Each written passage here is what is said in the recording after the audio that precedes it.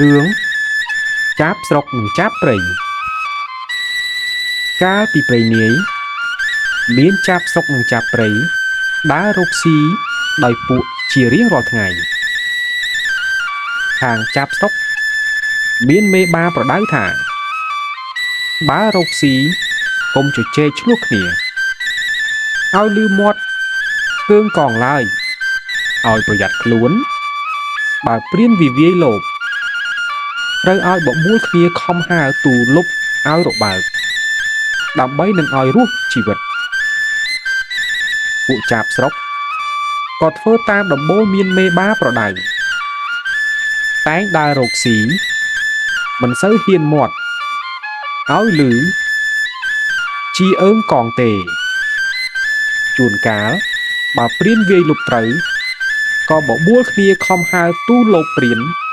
បានរួចជីវិតតែរៀងមកមានកាលថ្ងៃមួយពួកចាប់ព្រៃនិងពួកចាប់ស្រុកហើរចេញទៅរកស៊ីជួបប្រទះវងគ្នានៅដើមត្រែងមួយគុំពួកចាប់ព្រៃទុំនៅខាងក្រោមពួកចាប់ស្រុកទុំនៅខាងលើក៏បាក់មេឃត្រែងពីលើមកត្រូវក្បាលចាប់ព្រៃចាប់ព្រៃនិយាយប្រកាន់ទៅចាប់ស្រុកថាហេតុអីក៏កាច់មេឃត្រែងទម្លាក់មកឲ្យត្រូវក្បាលពួកយើងចាប់ស្រុកក៏បានប្រាប់ទៅចាប់ព្រៃវិញថាយើងមិនបានកាប់មេឃត្រែងឲ្យបាក់ត្រូវឯងទេតែមេឃត្រែងវាបាក់ឯងធ្លាក់មកទេតើពួកចាប់ព្រៃជាពួកអត់មានដំបូលមានមិនពិចារណាឲ្យឃើញខុសត្រូវក៏បបួលគ្នាបង្កហេតុបង្កើតជាចំនួននឹងពួកចាប់ស្រុកឮមាត់កើងកងរំពងព្រៃឡើងពួកព្រាន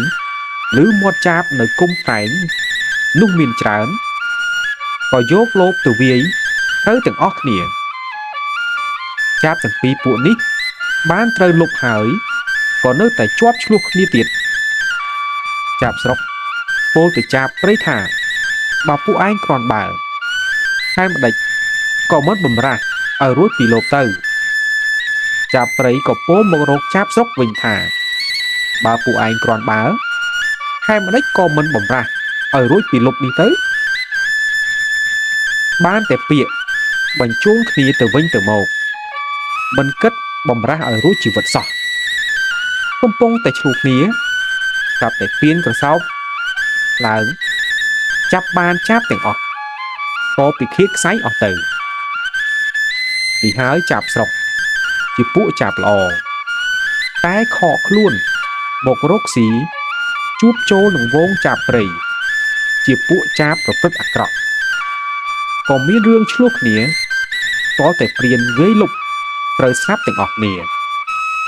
ពាក្យចាស់ពោលថាចោតគេដោយស្មានត្រឡប់បាននៅក្តីទុក្ខ